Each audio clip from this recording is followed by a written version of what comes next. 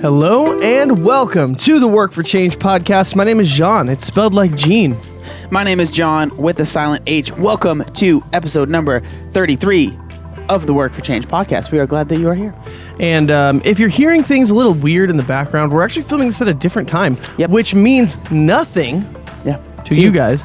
But we're filming it normally we do it when there's no one in the gym, but we're filming it during a class because I've got the busiest day in the world today.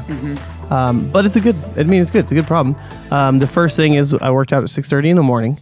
And so did you. Yes, I did. Welcome to the morning class. Yeah, it was fun, John. We were all giving you a hard time. John just wanted me to work out at 6:30 so he could flex on me because today was all his strengths and he just wanted to beat me and everything so he could dominate me and feel like he's the better brother, which is not true, but that's fine. No, it's fine. I mean, today's workout did have running and burpees, which I would not consider strength. Okay, Mr. Marathon. Yeah, but so it started with the 5 rep max. We're just coming into this hot. Yeah. We're just already going for it. It started with the 5 rep max front squat. And for me, like, because the last time I squatted, because it was like right in the middle of training for the marathon, like my foot, I'm sorry, I keep talking about the marathon. I don't want to talk about it anymore, but my foot was like not feeling hot. So I ended up literally like after the squats, I just was like, okay, I'm not doing anything else because that didn't feel good. So like that was mentally in my head before. So I was like, okay, I'm going to work up to like a moderately okay weight and just stay with that. So for me, that was 225. And so I just stayed with that for 4 or 5 sets or something like that. And then you went hard.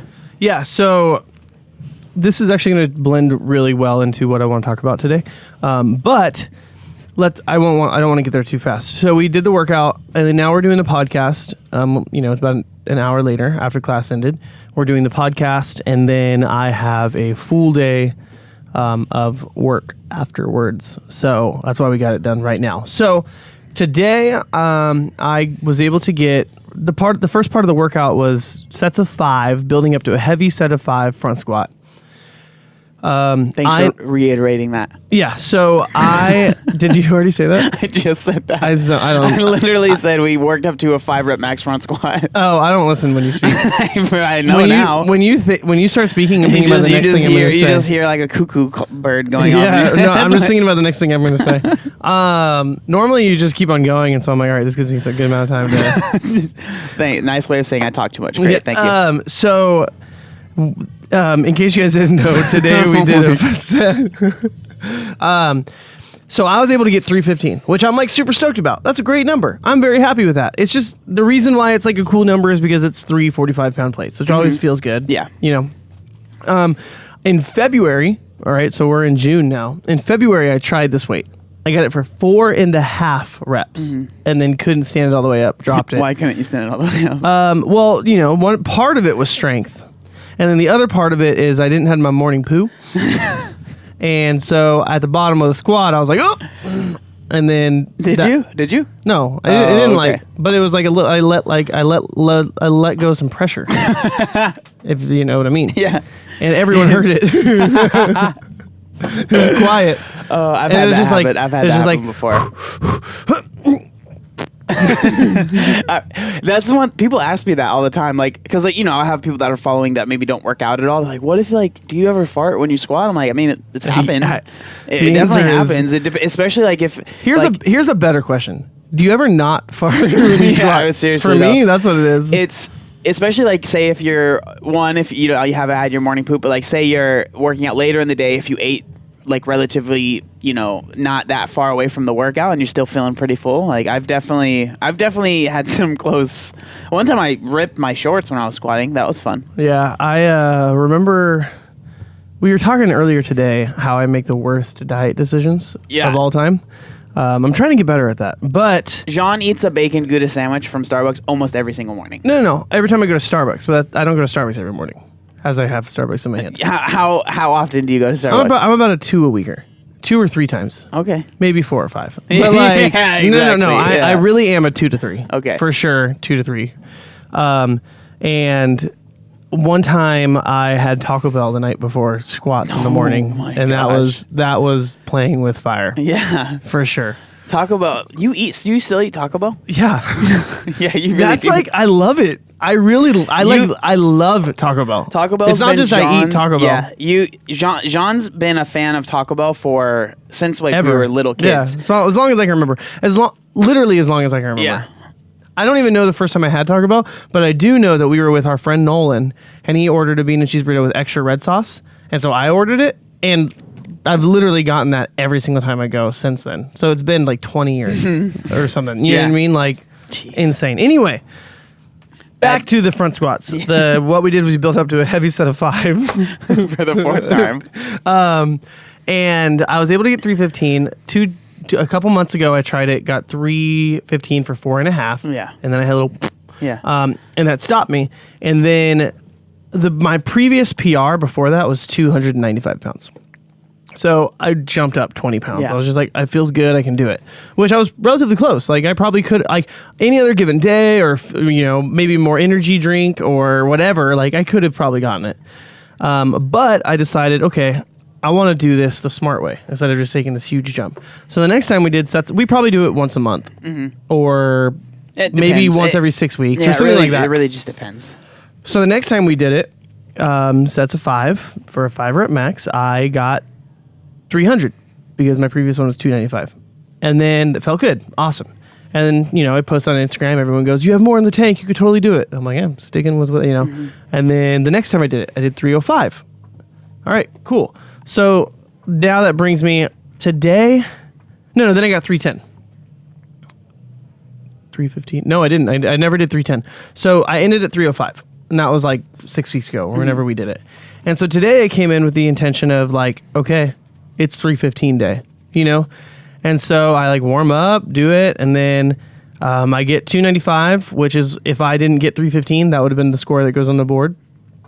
And then I did 305 for 2 when you were like, you're missing a couple reps, blah, blah. But I was just like, okay, I'm feeling what that weight feels like, getting my body primed. And then I went for 315 and the first rep was rough. Yeah, it was and bad. it was like I hear everyone's support and love behind me because I'm facing the wall. Everyone's behind me. And they're like, all right, come on, you got this, blah, blah. And I like go down for 315 and I like barely stand it up on the first rep and it gets like dead quiet. We're like, this is going to end. Yeah. And because it took me like 10 seconds to stand up. Like I just misgrooved. I didn't bounce. I don't know. It wasn't that bad. It wasn't that bad. Yeah. I mean, if you look on my Instagram, you'll see like you don't even know. Yeah. But it was bad for a first For rep. a first rep, knowing you have 4 after that, it was just like, ooh, this might be a little rough. So I like looked at the video afterwards. And I'm like, you literally probably couldn't even tell, but it was enough to suck the wind out of everyone in the gym. And then from that point on, it became me.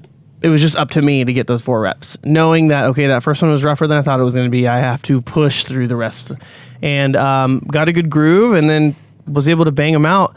It was hard, but it felt good. They and weren't, it was like, they weren't that bad. It wasn't like you were grinding. Like No. it wasn't like your my last form rep didn't was like break yeah. down. Like there were 5 solid reps, and that kind of is a metaphor for my life right now. Here we go.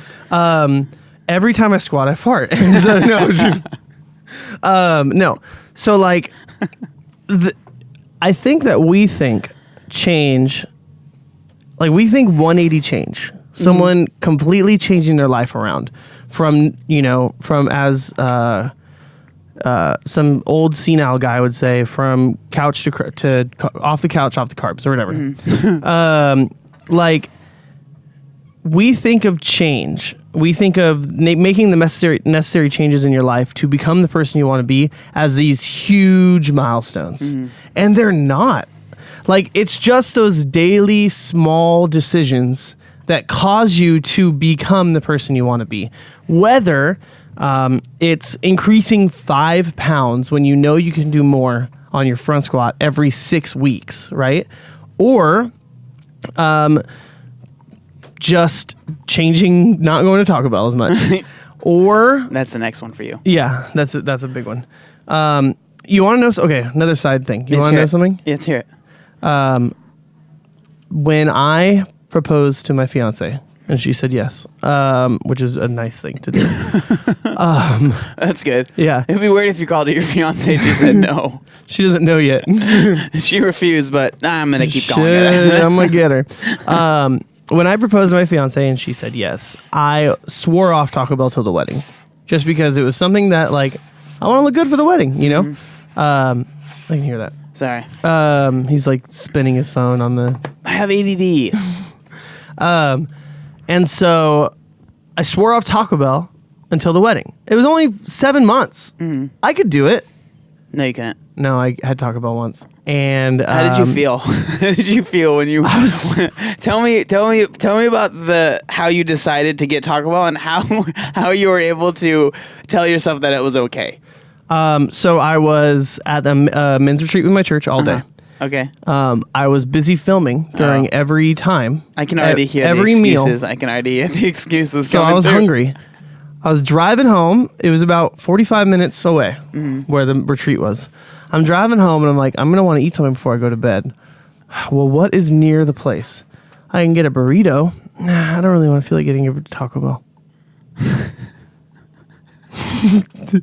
That was the only decision I needed. I was like, I know it's open. It was late. I know it's open. How late was it? Like, I don't know, 9. It's not that late. There are other options. I thought you were going to say like 1 a.m. or something like that. No, it was later than 9, but like, what, like 9:15? probably 10:30, something like that. But I was definitely not home until 11. Like I left, you know what I mean? Like, and so I just go through Taco Bell. I'm like, okay, I'm going to go Taco Bell, but I'll just get a couple things. A couple of things. I ended up getting a Mexican pizza combo that comes with 2 Taco Supremes. And then I added 2 bean and cheese burritos with extra red sauce, and I got a large diet soda. Oh my gosh. And so it's like... Did you eat all of that? Yeah. Oh it's like my midnight, gosh. and I'm just like sitting in the kitchen, pitch black. I have my phone watching a YouTube video, just like, doo-doo-doo, just eating. And that was it. Oh, man. It was a great night. Okay, how did you end up telling Sam that you had Taco Bell though? I'm assuming you told her that you were gonna not have Taco Bell until the wedding, right? I did, yeah. Okay, was that like a deal you guys had? Yeah. Okay, yeah. How did you break? She the also news told me that I wasn't allowed to have because every time we go to get ice cream, every time we go to get ice cream, and the plan is like Halo Top, Enlightened, Dairy, like the so ice cream from like the supermarket, the off-brand, yeah. Well, not the off-brand, the non-ice cream, low calorie ice cream, yeah. And so every time we go with the intention of getting that, I'll get there, I see Ben and Jerry's. Every single time. It starts calling your name. Jean. And so I go and I grab my Ben and Jerry's, and I got what I planned on doing 300 calories. I now have 1,200. Yeah. And at the minimum. And so she also told me that I have to swear off regular ice cream until the wedding too, which is fine. I haven't broken that one yet. Okay. Wow, you're so dedicated, John. I know. Wow. I think we've only had the option. I could have only done it once. Or something like that. But the very next day, we're just like driving in the car, and I'm like, "Babe, I have something to tell you." She's like, "What?" I'm like, "I had Taco Bell." Oh my God! You had Taco Bell without me. All this just like. And I was like, I'm so sorry. You weren't sorry. I was weak. I was weak. You weren't sorry. Yeah. You were not sorry. I don't understand why everyone hates Taco Bell. It's so good.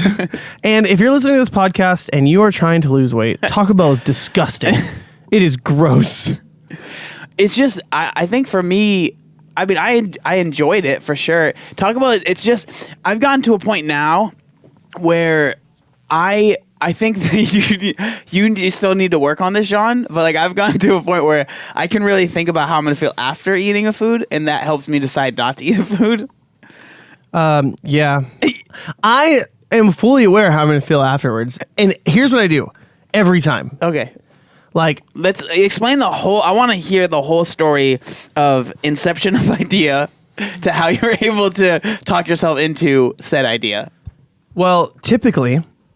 Here's a good life lesson. Realistically, this is actually helpful because this is probably something that a lot of people deal with. Yeah. Is like, because like for you, you're able to like kind of get away with it with like how much you train and you're not doing it all the time. Yeah. But there's people like legitimately that struggle with, they make that decision every day and they are able to, go through the motions and trick themselves into, oh, dang it, I had Taco Bell again. Yeah, so here's the justification that goes on. And it's like, if I say it out, what I've heard, I haven't done it yet, what I've heard is that when you say like those lies out loud, like whatever it is that you're trying not to do, and you say it out loud, you hear how ridiculous it sounds, and it helps you to not do it. So this is probably good right therapy for me right now.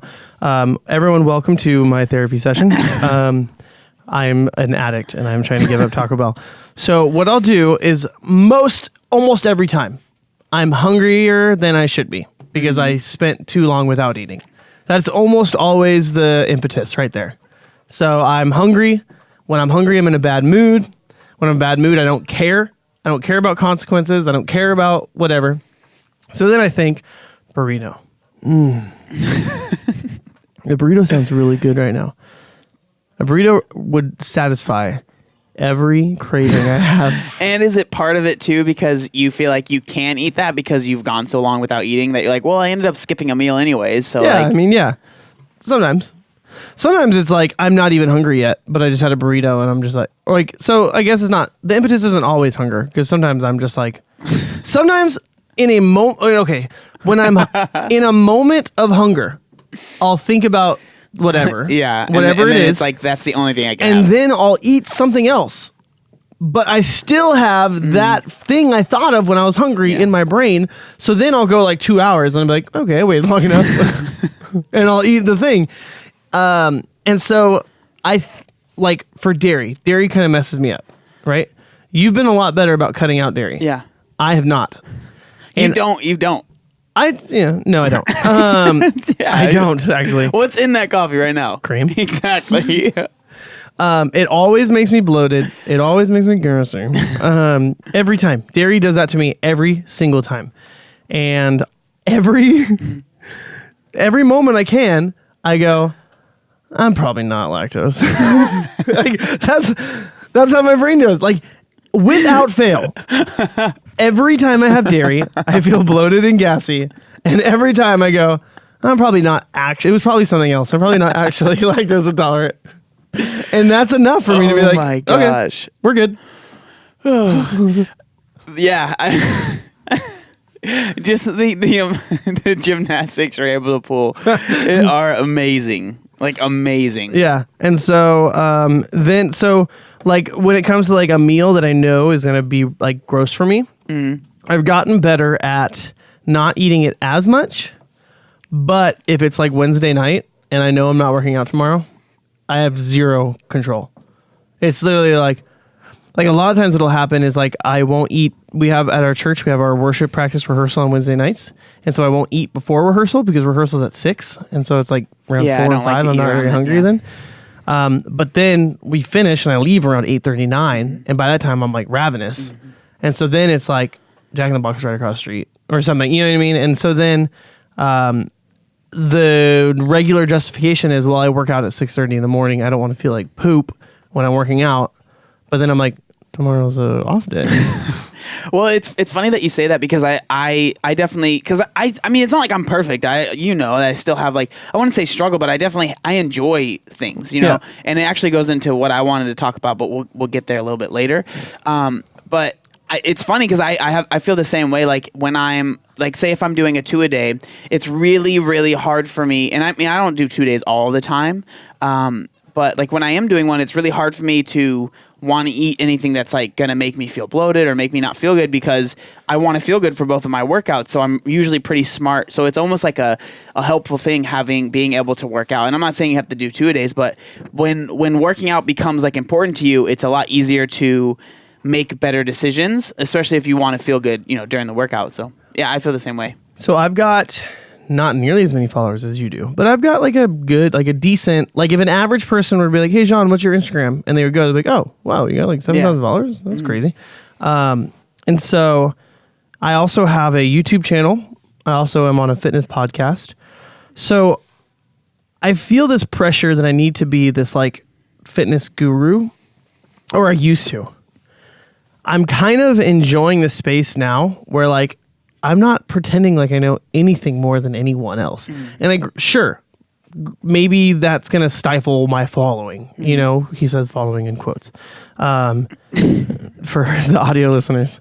Like, sure, people want to see the crazy ripped abs and they're going to follow that versus someone who's just like day in, day out consistently doing the workout. But like, if you want to change, like if you want to become the person you want to be, it's going to be the day in, day out. And we talk about this all the time with weight loss, with whatever. Like the person who says get, fat loss quick, 30 days, 30 pounds, whatever, like program, like they're lying to you. They're selling you something. And the same thing goes on Instagram when they're like, oh, dude, like change, like, whatever, like the entrepreneurship is huge right now. And so it's like the grind. The 5 steps to become an entrepreneur. It's like, what are they doing? They're selling you a program. They're just like, literally, it's just a program that they use to make money off of you.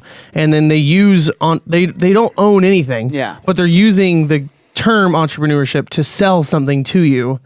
Like, what works is the slow, consistent grind, dang it. But like the slow, consistent, day in, day out habits that you choose. You wanted to say grind so bad. I know. You guys, you just have to grind, okay? Yeah. That's all it is. But it's not. Like, there's so much more that goes into it. And it's like, the thing is, like, you can change anything. Like, the whole idea of, like, what made the Grand Canyon, it was just a slow river. Like you can make significant change with little things. Eventually, we would like to there's a guy who wrote a book called Atomic Habits. We'd love to get him on the podcast. We're trying. But the difference between improving 1% every day and decreasing 1% every day, it's like the way exponentials work, like improving 1% every day exponentially grows. Like ridiculous. Like if you were looking at a graph, it like just is like a half pipe. Yeah. Just goes. And then decreasing 1 every day is just a slow, you know what I mean? Like, it's the little things, whether for good or for bad. It's the little things that are going to kind of bring you to your goals and where you want to be. And so, like, to wrap it all up, like, sure, I probably could have done 315 sooner, but like, to be able to rest on your work instead of hoping to rise to the occasion, there's a confidence that comes out of that unlike anything else. If you didn't put in the work and you're just hoping to get it, like there's no grounding, there's no foundation. It's like you're just kind of hoping you get it. Like I hope I rise to the occasion. But when you can look back at all the work and all the effort that you've put in, and you can confidently approach that thing and be like, no, I know I'm going to get it because I put in the work for it. Like there is a quiet confidence, there is a still confidence that absolutely shatters any facade that people try to put up that they've got it all together. That is kind of, that is where my 315 kind of fits into today's podcast. But in case you guys didn't know, we did 4 sets of 5. And we were building up to a 7. So I recently bought a legit skateboard, like one that I used to ride when I was a kid that you could do tricks on and things like that, right? Not like a cruiser. Yeah, not like a cruiser skateboard, but barrel roll. But like a legit regular skateboard. And for me, I literally bought it the day before the marathon just because, one, I wasn't supposed to be doing much. So I was like so bored. Yeah. So I went to the mall and I was like, I'll make a skateboard. But so kind of going into what you were saying.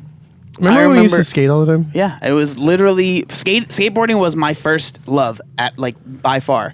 And I never ever got very good because I was heavy, so I was so afraid to fall So like I wouldn't try anything. Like I was good. I can skate. Like I'm very proficient at skating places, right? If I'm just riding somewhere, that's fine, not an issue.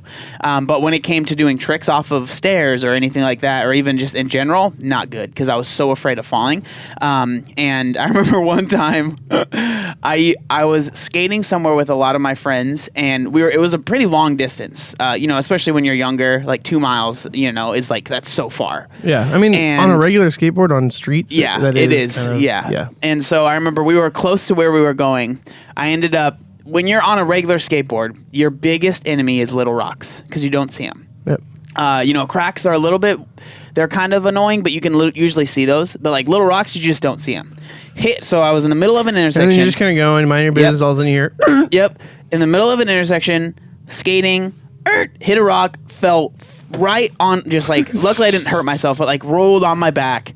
Think about the cars that were like, the cars are just looking at this kid. I was probably like 275, 300 pounds by then, which was fun. I'm not going to lie. It was fun being the fat kid that could skateboard really well. Yeah. Because I would skate places and people would just look at me like, what the heck is good? What? Like it just didn't make any sense. That's cool. It was fun. It was fun. I would even have really friends cool? and what? I can probably front squat you. Yeah, that's true. That's insane. Front squat me right now? Yeah, of course. No, like then. No, I don't think so. I mean, the logistics wouldn't work, but the weight. So your front squat is my marathon now. It's just all you're going to talk about. Yeah, well, I wanted to do more front squats, but I went to the Roadrunner and they said that I overpronate. And Whatever, shut up. But yeah, so I was skating and then I was in the middle of an intersection, hit a rock, and I was just like, I like didn't even try to get up fast because I was so tired. And like the light ended up turning green, and I was just like, I like annoyingly like grabbed my board, and I was just like, ugh. It was annoying. Like that was definitely one of the things. Like I remember skating when I was heavy. It would be so frustrating because I spent hours and hours skating trying to get good. And I remember one of the kids like that I was friends with, like I was like practicing ollies and kickflips, and he was like, how long have you been skating? I was like 3 years or whatever. I mean, my whole life basically, And he was like, why aren't you better? He's like, I'm not trying to. And I was like, honestly, I think it's just because of how big I am. He's like, he would see me practice all the time, But the reason I'm saying that is because I remember when we would roller skate? Yeah. And we wanted to be soul skaters? Yeah, man. Brink. Yeah. Of course. 100%. I think everyone kind of felt that way for a little bit. Yeah, and I want to learn how to X grind. Mm-hmm. I was always I never got really good at that because the stopping always kind of freaked me out because it was like not cool to have brakes. Yeah. And so like I would just have to grab things to stop, grab a gate. But so I remember when I was younger, I would literally because I would go out and practice ollies, right? I would practice like on the dirt or something like that just so I'm not. Again, I was so afraid of falling. Yeah. And I remember, I don't remember how old I was, maybe 13 years old. I would think in my head, man, this goes back to what you were saying. It would be so cool if every time I did an ollie, I lost a pound. Yeah. But that was like what would be going on in my head, Again, I was like a little kid, but I was so, like in my head, I just didn't think I could actually lose the weight doing it normally. And so like I would just like think of these things that I was like, man, if I could only do this. Like I was literally like I've said it before, but my dreams when I was a kid were to be skinny. That was literally, those were my dreams. Yeah. I would dream about this was even when I was in high school. I would dream about, because again I was skating in high school and stuff. Like I would dream and I would see myself as skinny with like a skateboard, like had a cool clothes, because I was always, when you're in that culture, clothes is kind of important too. And I didn't look like a skater at all because they just didn't make clothes for someone that big. And that was always really frustrating to me. Uh-huh. Like trying to find jeans, like legit jeans. Yeah. Almost impossible when you're that big. So I would wear Dickies. Yep. And skaters don't wear Dickies really, at least at that time when I was in high school, they didn't. Yeah. They might now. I don't know. So it was frustrating. So yeah, I mean, kind of it goes into like what you were saying. When you're trying to find like that shortcut, it's just like if that's what you're focused on, you're never actually going to put in the work. If you're always focused on, I wish this would work, or wish this would work. Obviously, I'm not sure if everyone has the dreams of every ollie makes you lose a pound, but so okay. My stupid. No, it wasn't a dream, but like, here's what I think every time. Okay. So I play music. I'm a worship leader. That's what I do. Or I'm a worship leader. Yeah. And recently we went to Hillsong United, which is like a very popular worship band. Fun. It was super fun. That was I think the best show I've ever been to. They did a great job. And like 3 years ago when we saw them, it was a lot more somber, a lot more like. It was so I'm this really, one was like a party. Yeah, so I'm really lucky. Kind of like a little bit of a backstory of that. Yeah. Why not? Yeah. So Hillsong United again. I would say they're probably the biggest like worship band in the world. Would you agree with that? Probably. They probably are. One of at least top 5 for sure. With Easily. No doubt. Yeah. Easily. But so I remember a few years ago, I had gotten an email from his name is Luke, who's actually a good friend of mine now. Shout out. He is the tour manager of Hillsong United. So he ended up emailing me and saying like, "Hey, we're going to be touring," but this was not like the big show that we went to. But this is because he followed you on Instagram. Yeah, or because he followed me on Instagram and stuff, and he was like, "Hey, we're gonna be in LA," and they had like a little mini show. It was like an acoustic kind of set. Yeah. He was like, "If you guys want to come, like, feel free." And I was like, "Okay." And I had to be in LA that day anyway, so it worked out really well. I saw them, I met him, really cool. And then about 6 months later, he emailed me again, or he messaged me on Instagram then because we had started following each other. And he was like, "Hey, we're going to be in San Diego if you guys want to come." And I was like, "Yeah, that'd be great." And then some of the guys from the band liked working out at the time. So we ended up working out together, me and John and a few of the guys from the band. Like, think about this. I'm a worship leader. Yeah. And my brother, my fitness enthusiast brother, got a DM from the tour manager of easily the band that shaped my worship leading style. Yeah. Right? Like, to go work out. And then watch Hillsong United. Like, that was such a crazy day for me. It was crazy for me, but it was exciting for me too because he was able to get me like he said pretty much as many tickets as you want, right? And so I was able to bring Jean, I was able to bring my mom, and we brought a couple other people from the church, and like that was for me that was just cool to be able to do that, you know, not that I did anything, but that I was able to be that connection, right? Yeah. And so then we were able to go to the show, and we got like as close as you could get to the stage, right? At the first show. Yeah. And then, you know, fast forward. They had seats. Yeah, they had It was seats. like a very, like, again, it was a very melancholy, very like. Not melancholy, I wanna say it was- introspective. Yeah. It was it was still a party, but it Yeah. was very like a lot of it was introspective the first time. And then this year, again, they went on tour. This is the first tour they've been on since the last one. And Luke ended up hitting me up. He said, "Hey, if you guys, you know, if you want to come, how many tickets do you need?" Right. And then so it ended up being me, Jean, my girlfriend Sharissa, and his fiance Sam. And we were able to they had like a little acoustic show before. And that was really cool. And then we ended up getting like front row. It was really, really fun. But yeah, that was a lot of fun. But yeah, that's a little bit of backstory of how we got there. By the way, Sam just texted me. She said, "Happy meet anniversary." So apparently today's the day we met, June 10th. So that was the day you did your show. Yeah. How long ago was that? 5 years ago? 4 years ago? 4 years ago. 4 years ago. 4 years ago, you were doing Jeez. a bodybuilding show. Anyway, so we were at Hillsong United. Sorry, yeah, And- a little bit of a tangent there. I Yeah. just wanted to explain how we got there. Because it's a cool story. You would dream that to lose weight. Yeah. I always, and even this weekend, okay? Hillsong United's leading worship. We need a singer. Yeah, or something like, or something. I think that too. Where it's like, If they needed a drummer, I could probably totally or if handle like this. maybe by chance I'm talking to them and then I just slide in, I'm a worship leader, and then they're like, "Oh, hey everyone, Yeah. like tonight we have a friend," you know, or like something, and I'm like lead worship with like Hillsong United. Like I have these like really ridiculous. I don't know. Does everyone think that, or am I like just so like vain and prideful where I'm like I'm the person who they're gonna, you know what I mean? Like I think that's I would say that's a very normal thing because you hear people that don't talk about it. People no one would go like, "Hey, hey, like come here.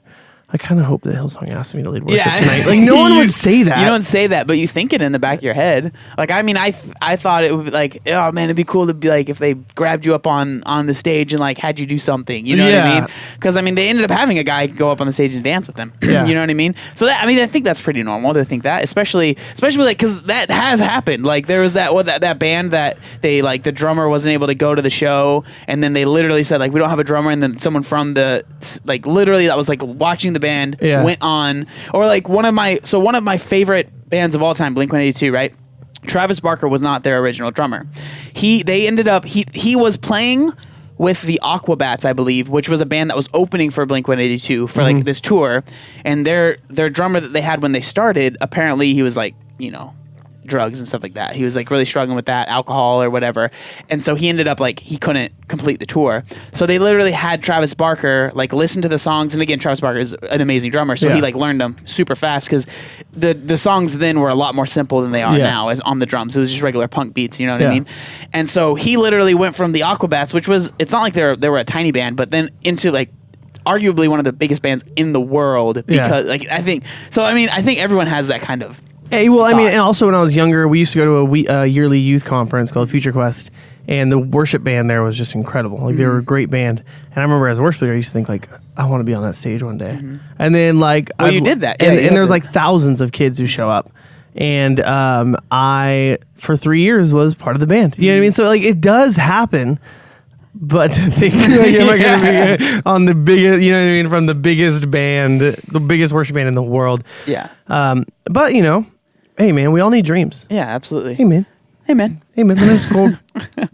Okay, so what I wanted to talk about today was, so recently I put this post on my Instagram. It was kind of talking about balance, which is kind of like what we've been talking about today. But I kind of wanted to look at it a different way because, like, balance, I think, is the thing that you should strive for in the long run. But I think that a lot of people, when they're striving for balance, I think it's pretty normal to be pretty unbalanced in times.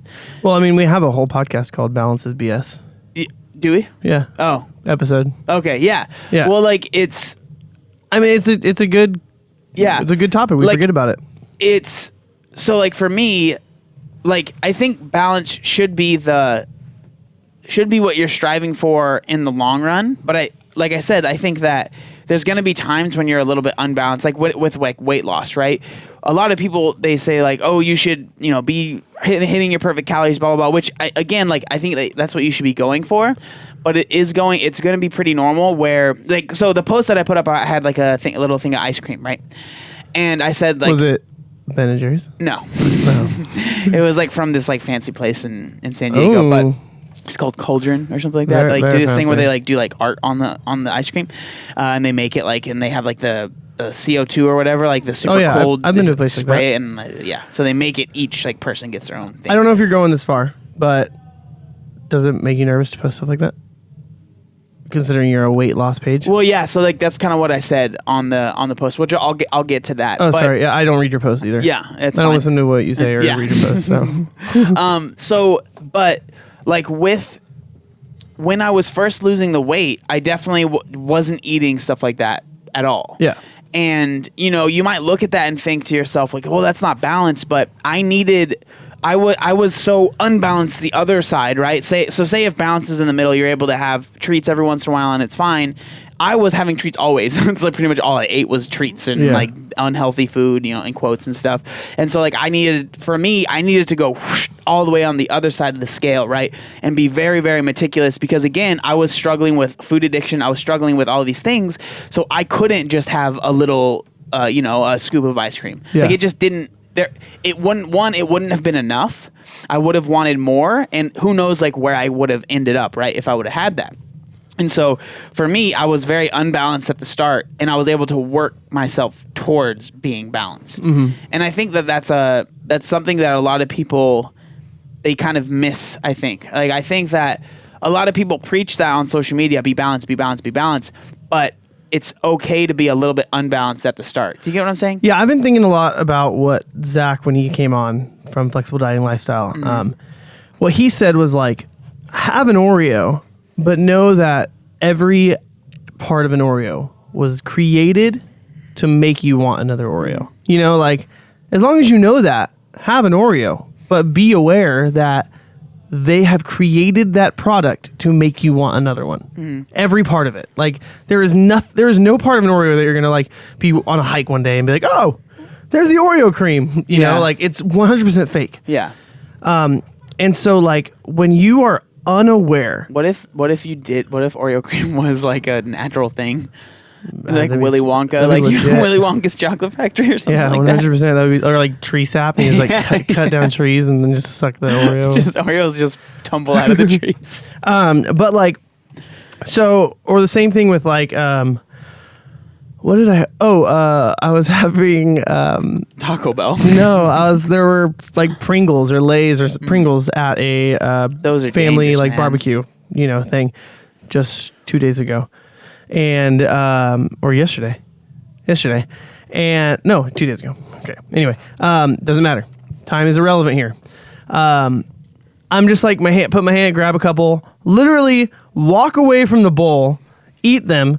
Make a loop, walk back to the bowl, grab another handful, walk away, and you don't realize you're doing it. Yep. But like the salt in that product was created to make you want another one. For a while, Lay's or Pringles or something was I bet you can't have just one. Yeah. Like when you're not aware that is the point of that product, it causes you to be like, why not? You just think. You don't think anything of it. You just think, I have this desire. This desire is to satisfy the salt longing. The way to solve this salt longing is to eat this product. I ate it. Now I feel better. And then about 5 seconds later, you go, oh, I have this desire. It's to satisfy this, But it's like, it's all subconscious. You're not thinking about it. It's just your body responding.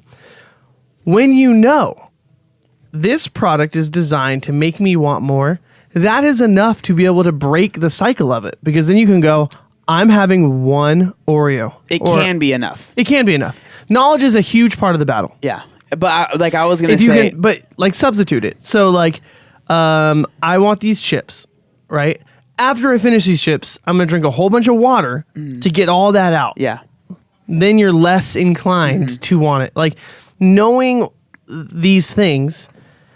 So like with you when you were like, overweight or you're trying to lose the weight and you would just stay away from ice cream because you didn't realize like what the impact it was having on you. You just knew that when you got it, you wanted more. Yeah. So for you, that was enough to be like, well, I don't want it right now. And like that, I think that that's like the mindset you're explaining, that should be the goal for everybody to get to. But again, like I was saying, it is totally okay to be at that party and instead of saying, okay, I'm just going to have one chip or I'm going to have a handful of chips and that's it, to be like, I'm not going to have any. Because for me... Spoiler alert. I had a lot of chips. Yeah, I'm not so I didn't do a good job. Yeah, exactly. And so I think that it's completely okay to don't die over there. Are you okay? You okay? Excuse me, John. I'm like dying right now. I like drowned myself with my hydro flask. You shouldn't be allowed to drink and podcast. I need more straws. I need a sippy cup.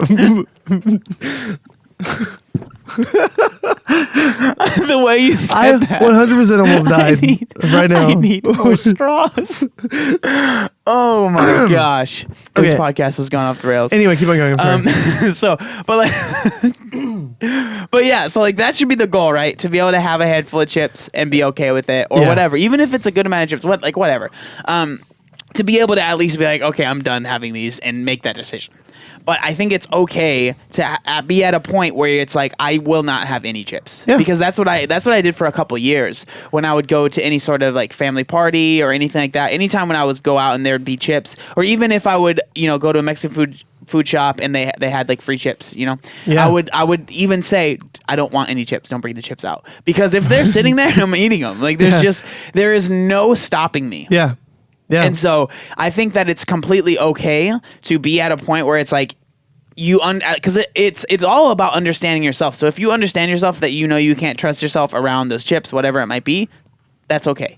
But okay, so what I wanted to talk about, like you kind of brought it up with sharing that stuff. For me, I've always been a little kind of wary of sharing because weary. I always say the wrong word. I got you. I always say the wrong one. Because I understand, most of the people that are following me are not at that point yet, as being able to eat ice creams and stuff like that. And so it's not that I'm trying to be fake. I made a whole video about this like about a year ago. It's not that I'm trying to be fake. I'm just trying to be mindful of the people that are following me and respect that. Do you get what I'm saying? Yeah. But at the same time, it's like this Well, balancing act. I think that Obese is a brand. And to be on brand is to be healthy weight loss and fitness tips. And so off brand, I think, is ice cream. You know what I mean? Like, can be. If you're just going like, if every time you went out and you got a dessert and you posted it, like some fitness influencers do, like, wow, look at me. they do, Oh my gosh, I got, look at this dessert I got, and it's like, they're just doing it for attention. People would be like, wow, I wish I could eat that. Or something like, you know what I mean? And I could care less about that. Yeah. Like, that's not why I post it. So like, I think that's part of it is like, because like, I don't post the thing that bothers me is that there's those people that they never post their day to day. That's chicken and rice and broccoli maybe. But then every time they go out to eat, they're posting their cheat meals, bad meals, treat meals, whatever you want to call it, right? Yeah. And so then it puts this like unrealistic image in people's heads that they need to be doing that too, or like they need to have that because so they're balanced. And I'm like, that's not real. Or like when someone who's shredded like gets in and out and they go like, they post a before and after picture and they like look the same. They're like, see, in and out won't make you fat. It's like, really? Yeah. Like, not brushing your teeth one day won't give you plaque, but if you do it enough, it'll happen. You know, like it's so frustrating. It's such a good point. Like with the brush your teeth, I like to use that analogy with like a lot of things. Like, when people are like, oh, how do you have the discipline to work out? It's like, I just treat it like brushing my teeth. It is a necessary part of my day. Yeah. I don't do it every day, but you know what I mean? Like, you don't brush your teeth every day? No, that's disgusting. I brush it once a week. For a long time I didn't when I was younger. It was bad. I still struggle with brushing my teeth at night. Really? Yeah. Yeah. I'll do it like every couple nights. I don't. I do it every day. And every time I go to the dentist goes, you have really clean teeth. I'm like, you don't know. You have no idea. You have no idea. I've tricked you. These are actually wooden. I have the George Washington special. Yes. But yeah, like it is like I try my best. I just always try my best to be the best influence I can with the platform that I have. And I don't know, sometimes it might be to a detriment because it's almost like I have too much respect and I'm not able to be myself 100%.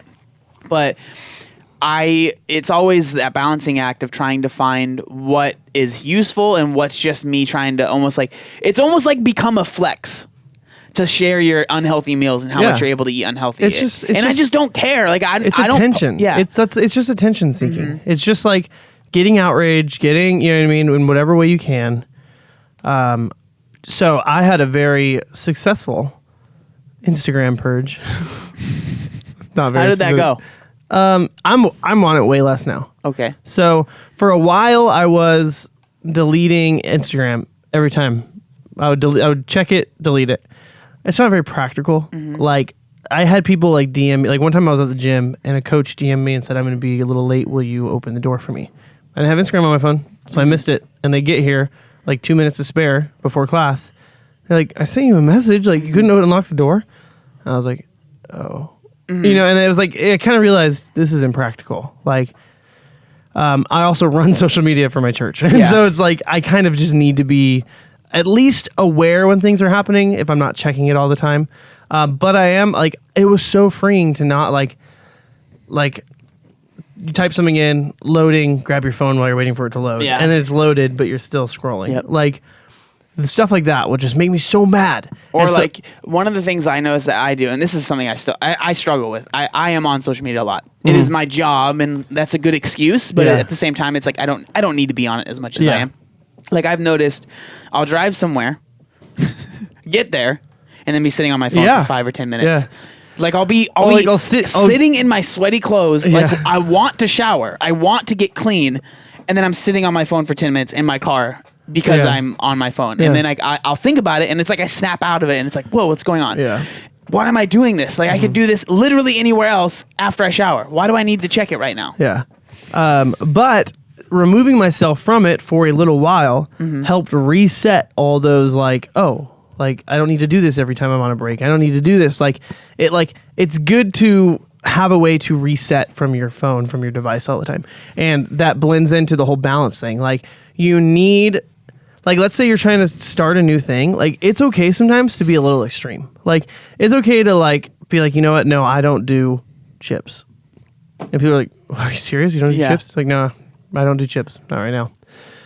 And it doesn't mean you have to be like that forever, but it'll get to a point where you're like, yeah, I'll have a chip. I'll have a handful. I'll have some on the side or whatever. And you're not worried like this is going to spiral out of control because you've now like, you've cut that like that attachment. You've cut that whatever on it. And now you can kind of just enjoy it like it's supposed to be with moderation. And I think that it's important though to try and add it in at some point, because it definitely can be dangerous of like trying to cut stuff out and then just being like, I'm never going to have that again. And then it becomes, when you have it, it's like, oh my gosh, this is amazing. And you're eating like copious amounts. Yeah. So, I mean, it's have a plan to reintroduce it. It's not an easy thing to do. And it definitely, like either side, you can become, like it can become an issue. Like completely cutting stuff up and never having it and never enjoying it again obviously isn't a good idea. But then, having so much that it makes you sick is not a good idea, because you cut it out for so long and now you're like, oh my gosh, I had one bite. So it's about trying, it is about trying, like I said, trying to find that balance, trying to find what works for you. Do you think people would be surprised by the amount of fitness influencers actually have like mental and eating disorders? Like, without a doubt, the biggest ones, and I'm not saying everyone, I'm not saying that, and I literally don't have anyone in my mind right now, but like some of definitely the bigger ones, they're dealing with like demons. Like they are dealing with like serious mental image, like self-image issues, mental issues, eating disorders. There's so many layers to it, because one, then they portray this like, look how fit I am, follow me, and it's like, honey, I don't want to do what you do, like, because sure, it'd be nice to look like you, but with all the other things that comes with, like, I don't want that. It honestly is sad, like what some people are going through, because you end up, your worth, not just your worth, but how much money you can make, and your career is tied up into how you look. Yeah. And so these people feel like they need to look a certain way, and a lot of times that means eating in a very unhealthy manner, or it's just, or feeling a certain way about yourself, like you're only worth anything when you're X amount of body fat and stuff. I mean, it's not like, if you're a social media influencer that is with fitness, you're like, you have issues, but there are a lot of people that There's a lot of them. Yeah. And I struggled with it too, but I think it's so important to just be honest. And like, that's why I try to be as honest as I can with people, and like, and share what I'm actually dealing with, and like, and share, like, I don't mind showing when I suck at something, like with the running, or with, like, I don't mind being a new person at things, but because I've always set it up as like, with weight loss, I do feel like I have knowledge and I can help people, but like with everything else, I don't sit here and say I am an expert in CrossFit and you should listen to me and I have the best numbers and I'm going to get you the best. Or with running, I mean, like a lot of people were asking me questions about marathon. I'm like, I'm learning. Like, I don't like, what should I do here? How much should I train? I'm like, I don't know. I'm not the person to ask. I am a guy that's learning just like you would be. Yeah. I just took the step and started learning. That's literally the only difference. And so I think for me, it's been helpful, because like a lot of people, when you get turned into a social media influencer in any field, whatever field it is, you feel like you need to become an expert in that.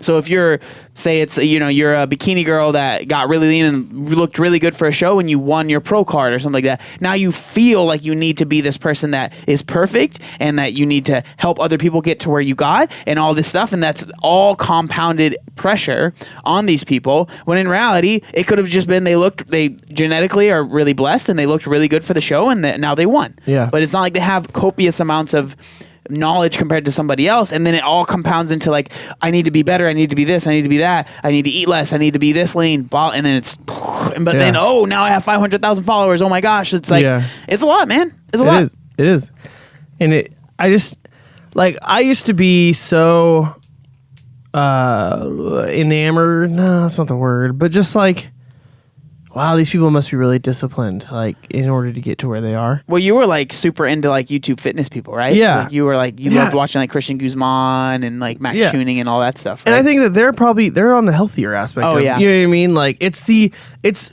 like they're the biggest because their authenticity does show. Yeah. And even though like, maybe I wouldn't like want to hang out with them, but like they're authentic to who they are. And like, that's the one thing I really like about Christian Guzman is like, when he is doing his cuts, he always talks about like, this sucks right now. Yeah. I am not like, I'm super lean, I look good, but I feel terrible. And I appreciate that. And I think like that's real. I think that's why they're some of the best ones. Mm-hmm. But like, it's all those mid to high level ones who aren't like, those are the ones that are kind of like, that's when they got their following because they looked good. Mm-hmm. But you know what I mean? Like, it's like, it's like once they hit that 10,000 range to like the 100,000 follower range, or I'm just kind of like, oh man, you know, like what's going on? And I used to aspire to that, like to have that discipline to look like. And now when you really realize, when you like lift the curtain and you see the demons behind, like you're just kind of like, oh, like be careful who your heroes are. Be careful who the people you look up to are, because there's probably some real stuff going on. Well, you know, it goes in with even like with weight loss influencers. Like I talked about this in a video that I just put up recently. It's a lot more, and again, I'm not at all ever trying to defend anybody, but like or say like what I do is so hard, because I am very blessed. But there's a lot more that goes into it. Like if you're a weight loss influencer, you without a doubt you feel a need to either have your weight off and keep it off, or continue losing weight.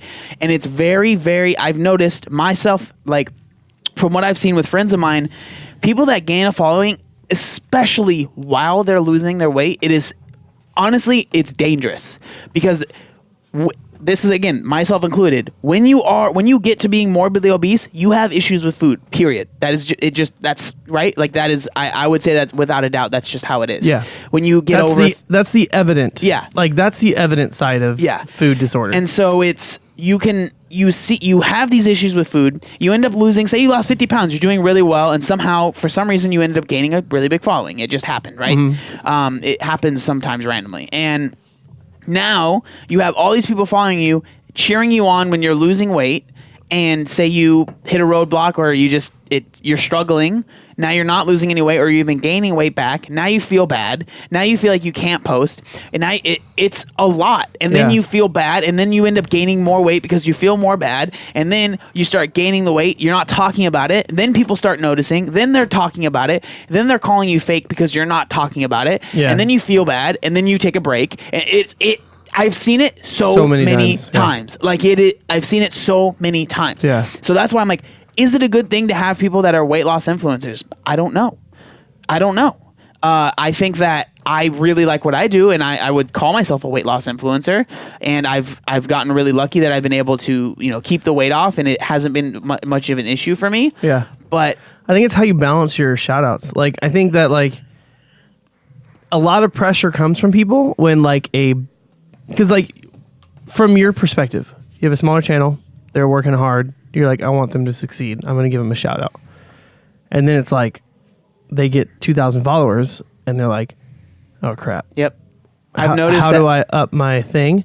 And then it causes, you know what I mean? And then, I've noticed that literally me shouting people out isn't a good thing. Yeah. And that sucks to hear, and it makes me almost feel bad, but it's like, that's why I don't have a lot of smaller creators on my channel or like feature people, because it's not because I don't want people. I want people to succeed, but I really feel like when I do that and I give all these eyes that they didn't have before, it comes with so much pressure. Yeah. And it hasn't worked. And I think literally that goes all the way to what we were saying from the very beginning. Like, if they had built their following over a couple years through consistency, 6,000 followers would not be scary, right? Or whatever the number is. Yeah. But when you go from 100 to 6,000, it's like, oh gosh, what do I do? And so it's like, it's that slow build over time. And in every aspect of your life, like when you're seeking that, like, boom, that poof, that magic sauce, and boom, you're good. Like, it's not, sure, it happens for some people, but you don't know what's happening behind the scenes for them. And a lot of times they crumble under the pressure. But when every single day you are putting in work to get to where you want to go, when that pressure comes, you've got this huge foundation that sets you up to be fine. Yeah. And that's what I would say, like, be careful with the people that you're following and just try not to put them too much on a pedestal. Yeah. Because I've even seen people, like, following other influencers, the influencers messing up, and they feel like they can't do something because, whoever isn't doing well. And if you're following anybody, any sort of influencer, no matter what it is, they're just people that somehow got a following. That's like literally the only difference is they have more followers than you. That's the only difference. It doesn't mean that they're better at XYZ than you are. It just means that they have more followers. That's it. So I think that's important to kind of keep in the back of your head. Yep. The only number that counts is 1. and it's how you think about yourself. Oh my gosh. All right, you have to get going, right? Yeah. All right, cool. Well, Thank you guys. Thank you for listening. This is a fun episode. Yeah, this was I fun. hope you guys enjoy it. And I hope that if this does not go up on time, it's because I choked on my water and died. All right, bye.